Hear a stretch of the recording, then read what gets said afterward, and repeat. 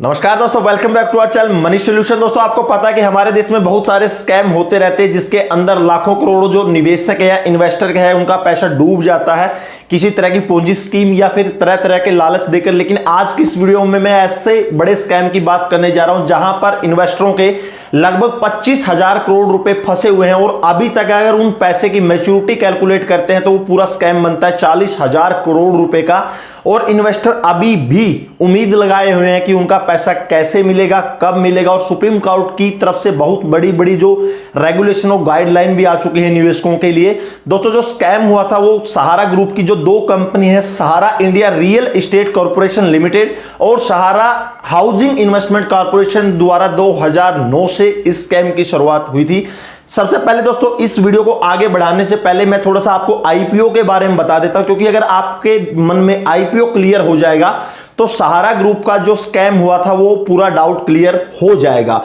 जब भी किसी कंपनी को पैसे की जरूरत पड़ती है, मार्केट से पैसा या फिर निवेशकों से पैसा लेना चाहती है, तो मार्केट आईपीओ के द्वारा यानी इनिशियल पब्लिक ऑफरिंग के द्वारा पैसा लेती है। और उसके लिए आईपीओ निकालने से पहले किसी भी कंपनी को सेबी के द्वारा अप्रूवल लेना पड़ता है। डीआरएचपी यानी कि draft red herring prospectus SEBI को भेजना पड़ता है। मार्केट पूरा उसको अपनी जितनी भी कंपनी की फंडिंग है उसको कैलकुलेट करके, और जो डीआरएचपी है जब सेबी उसको पूरी तरह से देख लेती है, पढ़ लेती है और सेबी मान जाती है कि हाँ इसके पास इतना अमाउंट है, कंपनी से जितने भी पैसे ये मार्केट से उठाना चाहते हैं, कंपनी के पास पूरी प्रोबेबिलिटी है कि कंपनी वापस शेयर होल्डर को पैसा दे देगी, तो इस केस में आईपीओ लॉन्च होता है। आपको भी पता होगा स्टॉक मार्केट में, और उसी के द्वारा आईपीओ के द्वारा ही जो कंपनियां हैं मार्केट से या निवेशकों से पैसा उठाती है।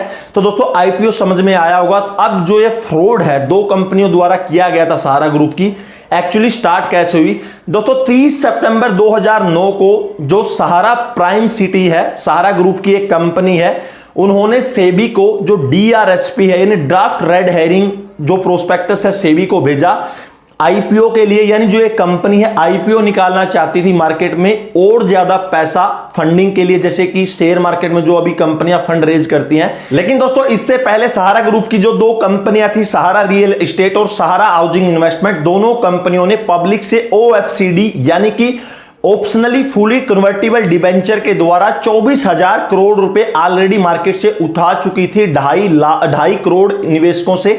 यानी कि दोस्तों, इन कंपनियों ने अपने प्लान निकाले थे कि अगर आप इतने रुपए जमा करते हैं तो आपको ये मिलेगा, इतने रुपए जमा करते हैं तो ये प्रॉपर्टी मिलेगी। यानी टोटल मिला के पब्लिक से जो कन्वर्टिबल डिबेंचर होते हैं, यानी जिसको आप बॉन्ड बोल सकते हैं, बॉन्ड निकालकर पब्लिक से 24,000 करोड़ रुपए कलेक्ट किए। तो इसके बाद ये मामला है सेबी की नजर में आ गया था। तो सेबी ने 30 सितंबर 2009 को सेबी ने जो दोस्तों सहारा ग्रुप की कंपनियां थी उनके अंदर इन्वेस्टिगेशन किया और सेबी ने सहारा ग्रुप से इन्वेस्टिगेट किया कि आपने बिना सेबी की परमिशन से ये जो बॉन्ड है दो कंपनियों द्वारा लॉन्च किए गए हैं, जिसमें से 24,000 करोड़ रुपए आपने मार्केट से यानी लोगों से उठाया है, ये आपने सेबी से परमिशन क्यों नहीं लेगी? आप जो पैसा है निवेशकों को 24,000 करोड़ रुपए तुरंत वापस करो, और अगर आपको मार्केट से पैसा उठाना है तो सेबी को से पहले अप्रूवल लो। दोस्तों, इसके बाद तुरंत सहारा ग्रुप ने सेबी को क्लियर किया कि जो ये बॉन्ड है ये हाइब्रिड टाइप के बॉन्ड है और जो इसकी सेबी से परमिशन लेने की जरूरत नहीं है।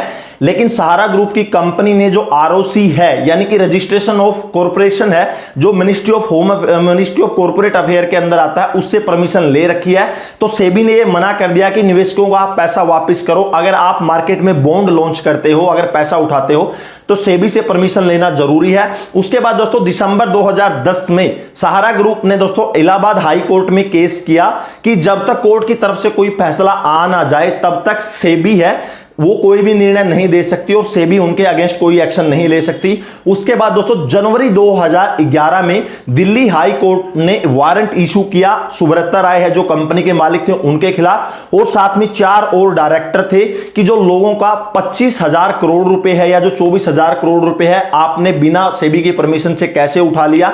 तो बात आगे बढ़ते दोस्तों फरवरी 2011 में, जहां पर दिल्ली हाई कोर्ट की प्रोसीडिंग है वो उधर स्टे हो गई थी क्योंकि केस आगे बढ़ गया था 2011 में। उसके बाद मई 2011 में सुप्रीम कोर्ट में सहारा ग्रुप ने दोस्तों पूरी स्कीम और जो उनके एजेंट डिटेल थे। सुप्रीम कोर्ट का ऑर्डर आ गया था मई 2011 में कि आप जो पूरी डिटेल है सबमिट कीजिए।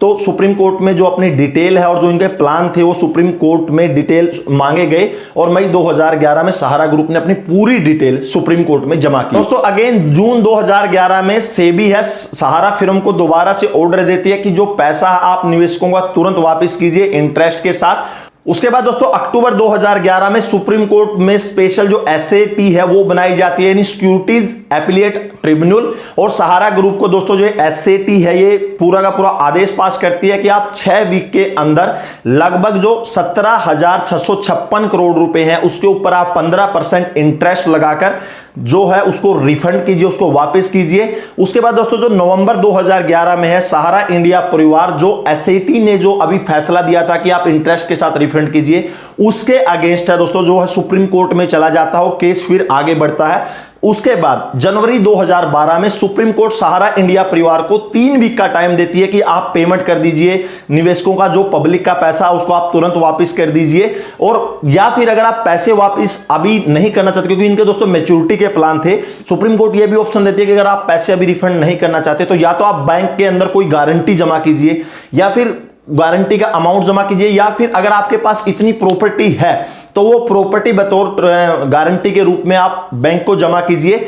लेकिन मामला फिर आगे बढ़ता है क्योंकि ये तो दोस्तों बहुत बड़ा स्कैम था। ऐसे ही दोस्तों ये स्कैम जब आगे बढ़ता है तो जून 2012 में सेबी सुप्रीम कोर्ट के सामने आती है और सेबी बताती है, सुप्रीम कोर्ट को इन्फॉर्म करती है कि सहारा इंडिया परिवार के पास ऐसे कोई लीगल राइट्स नहीं है, ऐसे कोई वैधानिक प्रावधान नहीं है कि वो पब्लिक से 27,000 करोड़ रुपए इकट्ठा कर सके। क्योंकि दोस्तों आपको भी पता होगा जब ये 24,000 करोड़ रुपए इकट्ठा हुए थे उसके बाद भी लोग सहारा इंडिया ग्रुप की जो 2 कंपनियां हैं जिन्होंने प्लान लॉन्च किए थे उसके बाद भी एजेंटों के द्वारा कंपनियों के जो प्लान थे उनके अंदर पैसा लगाए जा रहे थे और उसके बाद ये अमाउंट पहुंच गई थी 27,000 करोड़ की। एक कैलकुलेटेड अमाउंट है, बाकी जो बची हुई अमाउंट उसका पता नहीं है। तो 27,000 करोड़ रुपए का जो जून 2012 तक मामला पहुंच गया था तो इधर सेबी फिर इन्फॉर्म करते हैं कोई राइट्स नहीं है। उसके बाद दोस्तों जो अगस्त 2012 है सुप्रीम कोर्ट सहारा ग्रुप की दोनों कंपनियों को आदेश देती है निवेशकों के जो 24,000 करोड़ रुपए की जो अमाउंट है अभी तक जो बची हुई है उसको तुरंत आप वापस लौटा दें, नहीं तो जो लीगल जितने भी आगे राइट्स हैं या लीगल जो प्रोसीडिंग है वो स्टार्ट हो जाएगी। और दोस्तों फिर केस जो है आगे बढ़ता है, लेकिन निवेशकों को इधर कुछ नहीं मिलता, निवेशक इधर भी हाथ पांव मारते रहते हैं और ज्यादा जो पैसा है एजेंटों द्वारा इस कंपनियों के जो 2 कंपनियां थी उनके अंदर इन्वेस्ट करवाया जाता है। दोस्तों उसके बाद फरवरी 2014 में उत्तर प्रदेश पुलिस द्वारा सुब्रता राय जो दोनों कंपनियों के डायरेक्टर थे या ओनर थे उनको अरेस्ट किया जाता है क्योंकि वो सुप्रीम कोर्ट के सामने प्रोड्यूस नहीं हुए थे। तो 2014 में जैसे उनको अरेस्ट होता है उसके बाद मार्च 2014 में सुब्रता राय और जो 2 और डायरेक्टर थे उनके साथ उनको दोस्तों तिहाड़ जेल भेजा जाता है। तो उसके बाद भी केस की जो प्रोसीडिंग है आप आगे बढ़ती है क्योंकि निवेशकों का पैसा तो वापस नहीं आ रहा था। उसके बाद मार्च 2015 में सुप्रीम कोर्ट द्वारा बताया जाता है कि जो सहारा ग्रुप की जो कंपनियां हैं उनके ऊपर जो अमाउंट इन्वेस्ट किया गया है इंटरेस्ट मिलाकर टोटल 40,000 करोड़ रुपए बकाया बचता है। ये सुप्रीम कोर्ट ने दोस्तों डायरेक्टली आदेश दिया था पूरा उसके साथ कि कितना इंटरेस्ट है, लगभग 15% का जो इंटरेस्ट है जोड़ा गया था। उसके बाद जुलाई 2015 में सेबी है जो दोस्तों जो सहारा म्यूचुअल फंड थी उसका जो लाइसेंस है कैंसिल कर देती है क्योंकि आपको पता होगा कि सहारा ग्रुप म्यूचुअल फंड भी शुरू करता था। तो उसके बाद मई 2016 में जो सुब्रता राय थे पैरोल पर जेल से बाहर आ जाते हैं और इधर पेमेंट फिर भी लटकी रहती है। तो दोस्तों ये था पूरी केस का प्रोसीडिंग की सहारा ग्रुप का केस का कैसे स्कैम हुआ और अभी तक क्या चल रहा है। दोस्तों अभी भी आपको पता है कि सहारा जो इंडिया परिवार है उसका स्टेटमेंट है कि सहारा ग्रुप ने लगभग 22,500 करोड़ रुपए है वो जो सेबी सहारा और सेबी का जो स्पेशल अकाउंट है उसके अंदर उन्होंने जमा करवा दिया। यानी सहारा ग्रुप का कहना है कि जो अमाउंट था उसका partial part total amount 22,500 crore रुपए सहारा ग्रुप ने जो सहारा और सेबी का म्यूचुअल अकाउंट था एक स्पेशल अकाउंट बनाया गया था। सेबी ने कहा था कि ये अमाउंट आप इधर जमा करो, हम लोग जो पेमेंट है वो इनिशिएट करेंगे। तो 22,500 करोड़ रुपए जमा करवा दिए हैं। और सेबी की दोस्तों स्टेटमेंट है अभी लेटेस्ट की, सेबी ने कहा कि 31 मार्च 2021 तक उनके पास लगभग 19,616 एप्लीकेशन आए हैं पेमेंट से रिगार्डिंग और सेबी उनको 81.6 करोड़ रुपए की जो पेमेंट है कर चुकी है, और जो बाकी डॉक्यूमेंट जिनके कंप्लीट नहीं हुए थे, बाकी को जो सेबी ने उनकी एप्लीकेशन वापस कर दिया, उनको डॉक्यूमेंट पूरे करने के लिए बोले गए हैं। तो दोस्तों ये पेमेंट का जो स्टेटस है अभी भी लटका हुआ है। कुछ लोगों का कुछ का कहना है कि दोस्तों मैच्योरिटी कंप्लीट होने के बाद मिलेगा, क्योंकि इनके प्लान थे, क्योंकि ये बॉन्ड थे, आपको पता होगा कि बॉन्ड की एक मैच्योरिटी होती है, उसी के बाद पैसे मिलता है। लेकिन ये हाई रिस्की बॉन्ड थे, और ये बॉन्ड है जो सेबी की बिना परमिशन से लिए गए थे।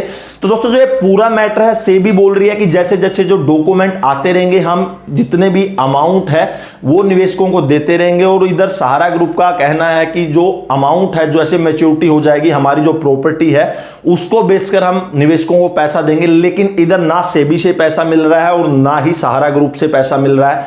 तो निवेशक दोस्तों बीच में लटके हुए हैं। अभी भी कुछ लेटेस्ट न्यूज आ रही है, कहीं कहीं से एफआईआर हो रही है, कोई लोक अदालत का दरवाजा खटखटा रहा है, कोई लीगल नोटिस भेज रहा है, लेकिन पेमेंट का कोई भी जो है दोस्तों स्टार्टिंग नहीं हो रही है। तो दोस्तों अगर पेमेंट मिलनी चाहिए या कैसे मिलेगी, तो दोस्तों मेरा तो डायरेक्टली ये है कि अगर सरकार या गवर्नमेंट इसके अंदर डायरेक्टली इंटरफेयर करती है इस मामले में अभी से, क्योंकि सेबी और सहारा ग्रुप दोनों के बीच में फंस चुका है निवेशक, वो इधर जाए या इधर जाए, तो डायरेक्टली अगर गवर्नमेंट इसके अंदर इंटरफेयर करती है तो पेमेंट जल्दी से जल्दी हो सकती है। क्योंकि पेमेंट का जो जितना भी अमाउंट है कहीं ना कहीं तो अटका हुआ है, या तो सेबी के पास या फिर सहारा ग्रुप के पास।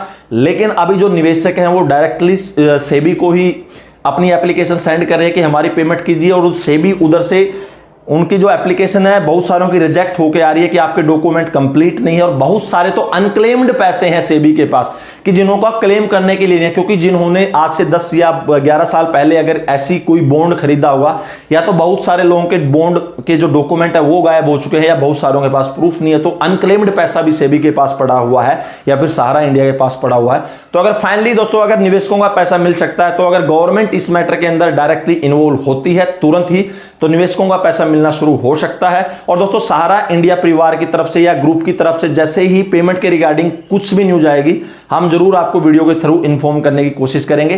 तो आई होप ये पूरी दोस्तों आपके डाउट क्लियर हो गए हो, शुरू से लेकर लास्ट तक क्या क्या हुआ है इस केस में और कैसे ये स्कैम हुआ है, एक एक पॉइंट मैंने आपको क्लियर किया हुआ है। फाइनली दोस्तों वीडियो कैसी लगी, अगर अच्छी लगे तो लाइक कीजिएगा, कमेंट है तो कमेंट सेक्शन में कमेंट कीजिएगा, और इसी तरह से फाइनेंशियल टॉपिक और नॉलेज पाने के लिए चैनल सब्सक्राइब कीजिएगा।